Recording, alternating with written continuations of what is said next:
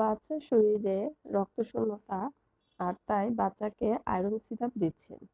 কিন্তু iron syrup কি বাচ্চার আদৌ কাজে আসছে বা কাজে লাগছে এটা কি ভেবে দেখেছেন? কিছু বিশেষ ভুলের কারণে আপনার বাচ্চার শরীরে আয়রনটা সঠিকভাবে অ্যাবজর্পশন হচ্ছে না। বাচ্চাকে আয়রন সিরাপ দেওয়ার অন্ততপক্ষে ১ থেকে ২ ঘন্টা আগে খাবার খাওয়াতে হবে, অথবা খাবার খাওয়ানোর ১ থেকে ২ ঘন্টা পরে আয়রন সিরাপ দিতে হবে।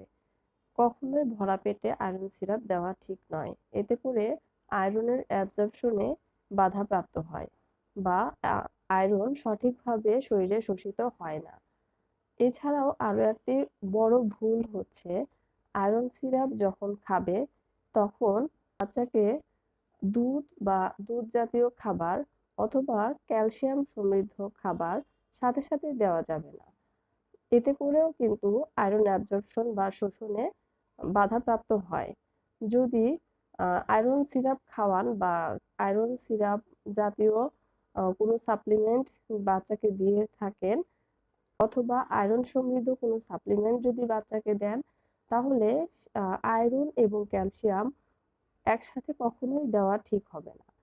আয়রন এবং ক্যালসিয়াম এই দুটোর মধ্যে অবশ্যই ২ ঘন্টা গ্যাপ রাখতে হবে এবং আয়রনযুক্ত খাবার অথবা আয়রন সিরাপ দিলে অবশ্যই এর সাথে ভিটামিন সি সমৃদ্ধ খাবার খাওয়াতে হবে।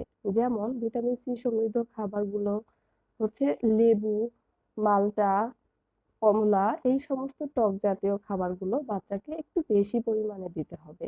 এতে করে আয়রনের অ্যাবসর্পশন বা শোষণ ক্ষমতাটা বেড়ে যায় এবং আয়রনটা শরীরে সঠিকভাবে কাজে আসে।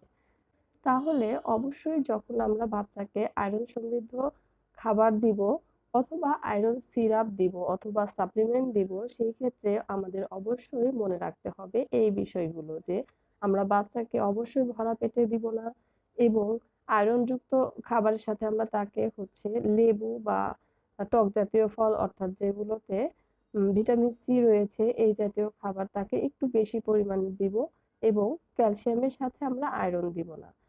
এই এই কথাগুলো যদি আমরা মেনে চলি তাহলে অবশ্যই বাচ্চার শরীরে আয়রনের ঘাটতি পূরণ হবে এবং আয়রন অ্যাবজর্পশনটা খুব ভালো হবে।